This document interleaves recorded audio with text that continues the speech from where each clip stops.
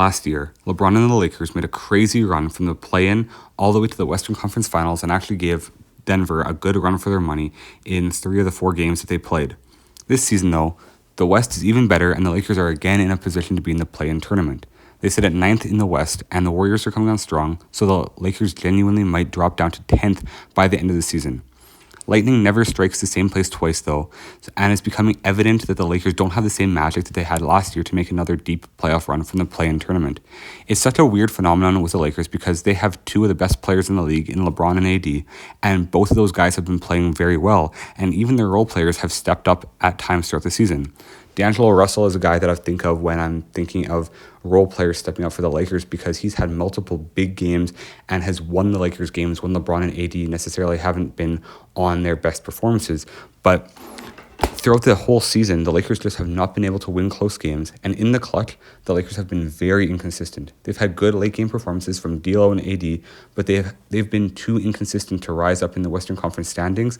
And it was hard enough to make the Western Conference Finals one time from the play-in tournament, playing on the road all the time throughout the playoffs, and to do it a second time in 2 years will be nearly impossible, especially with how good the Western Conference has gotten throughout the past couple of seasons.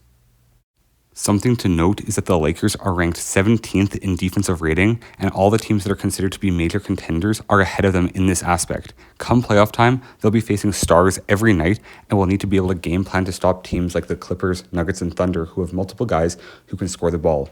Last year, their defense was what lost them the Western Conference Finals against the Nuggets because they could not get stops late in games, and the Nuggets ended up sweeping them because in late game situations, Jokic and Murray just took over, and the pick and roll between Jokic and Murray is what really destroyed the Lakers down the stretch of games. And I don't see them getting any better at defense this season. And I think they're actually ranked lower than they were last year in terms of defensive rating.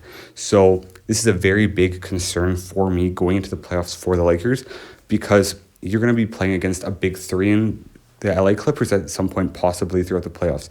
You're going to be playing against possibly Denver, possibly Phoenix, who has guys that can score the ball.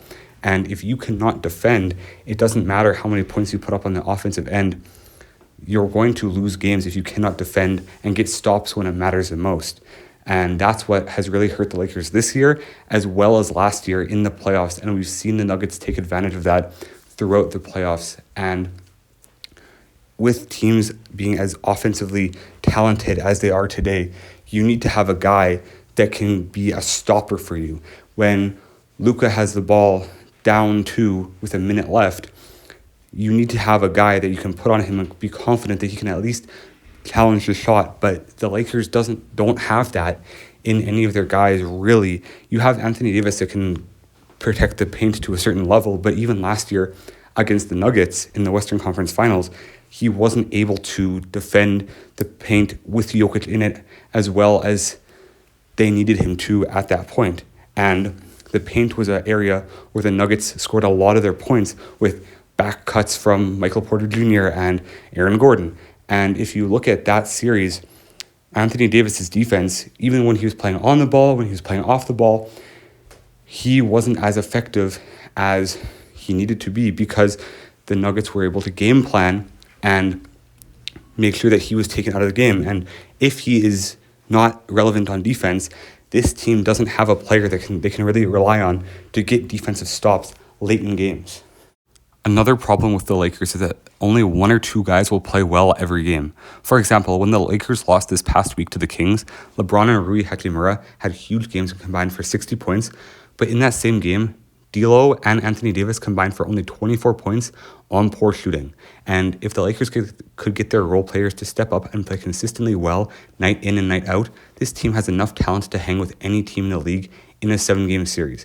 You have 2 of the best players in the entire association with LeBron James and Anthony Davis. But when you're in the playoffs and you have guys that can not neutralize these guys, but defend them better than in the regular season, and they have a whole game plan designed to stop LeBron James and Anthony Davis, you need guys like D'Angelo Russell to step up. You need guys like Rui Hachimura to step up. And sometimes late in these games, no one has that ability to step up and take control of a game. And D'Angelo Russell has had games where he's had 30 plus points, 40 plus points. But then the next game or the next 3 games, he'll have 16 points or 10 points like he did in that one game against the Kings last week.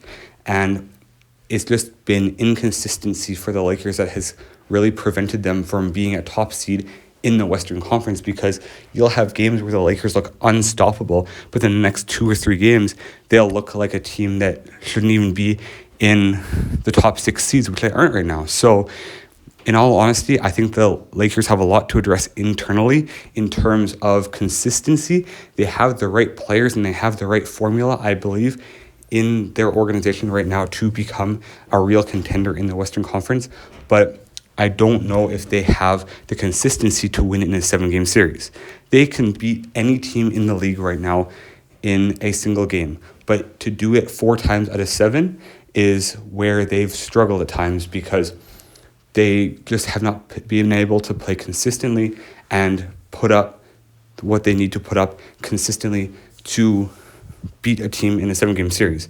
For example, if you look at their series against the Golden State Warriors last season in the playoffs in the second round, they struggled at times to win that series. And that's a Golden State team that was a 6th seed and only 1 spot higher than them. So it wasn't like they were playing the highest competition in the Western Conference. And when they actually did play a team in the Nuggets that were ranked number 1 in the conference, they really struggled. And they ended up getting swept by the Nuggets in the Western Conference Finals.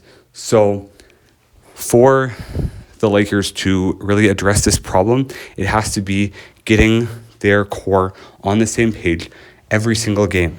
And that's going to take an effort from Austin Reeves, D'Angelo Russell, Rui Hachimura, Taurean Prince, and all their role players outside of LeBron and AD, because LeBron and AD are going to put up their numbers every night, and they're going to be the players that you expect them to be 9 times out of 10.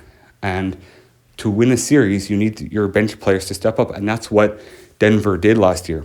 Denver had Aaron Gordon, Michael Porter Jr., Bruce Brown, and multiple other guys that stepped up for them at times throughout that series.